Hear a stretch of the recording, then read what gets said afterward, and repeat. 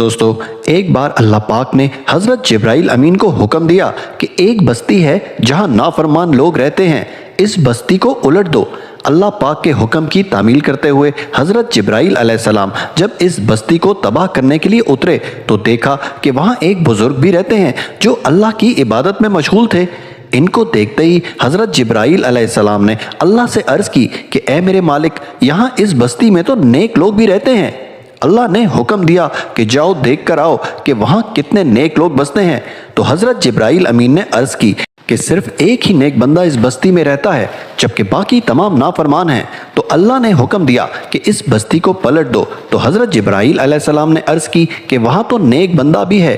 تو اللہ نے فرمایا کہ وہ نیک بندہ میری عبادت تو کر رہا ہے لیکن وہ دین کی دعوت کسی کو نہیں دے رہا، لہٰذا اس بستی کو الٹ دیا گیا۔